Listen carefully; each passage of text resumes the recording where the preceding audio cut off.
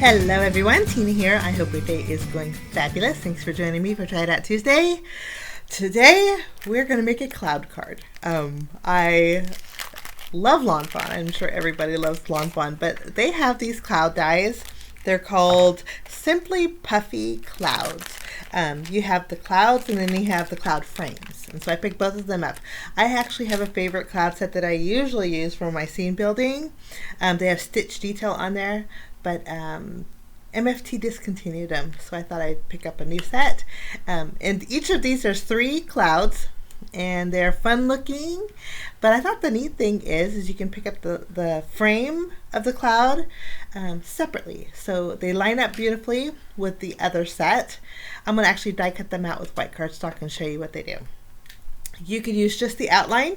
You could use the outline on acetate and create a shaker card. You could just use the frame portion, but I like that you could like the option and the versatility of them. So we're going to create a cloud background, and I thought, you know, of using just blue colors, and instead I thought, let's make a colorful cloud background. I've never did it before, and I love bright and cheery cards, so I thought this is perfect. These are the width of your frames.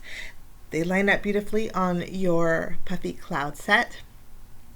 And you can die cut it out with, even make it a silver lining if you wanted to do some silver cardstock. But I have tons of scrap paper, actually scrap cardstock. I keep them in my little baskets in rainbow order.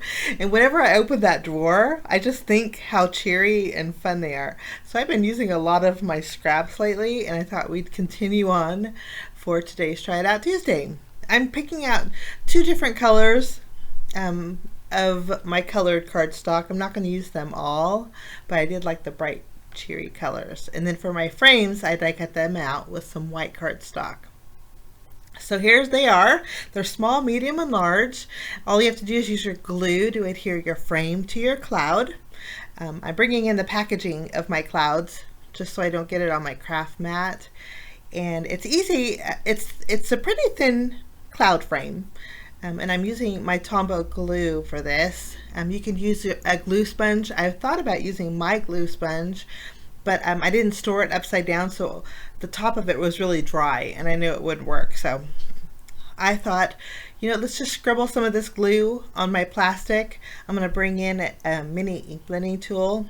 I got these from Fun Stamper's Journey, and they're like the perfect size. I'm just going to flip over my frames and tap the glue on the back of my clouds, and it worked out just like a glue sponge. In fact, these little blending tools wash out beautifully. I'm not sure if all glues will do this or all ink blending tools will do this, but I'm thinking the Tombow Mono Multi Glue is water-based, so it rinsed out of my sponge perfectly. It did distort it a little bit. I'll show you here in a minute, but I have a couple more cloud frames to add.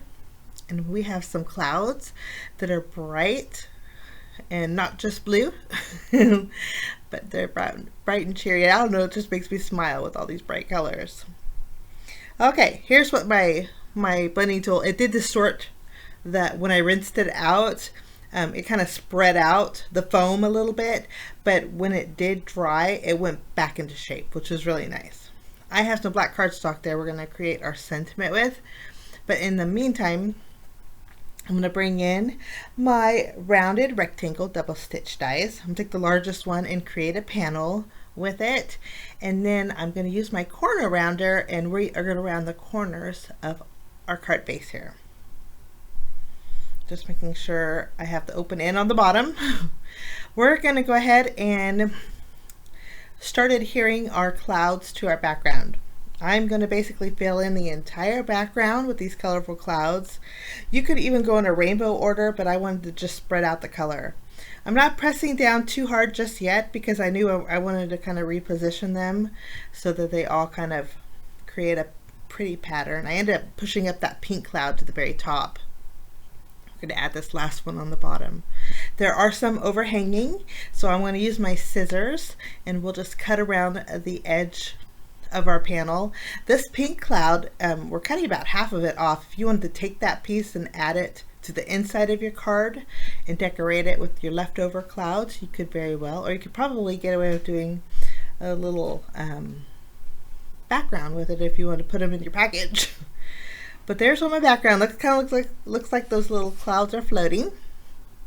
We're going to set our little pieces aside and we're going to work on our background or our sentiment now. The sentiments that I'm using are from Hero Arts.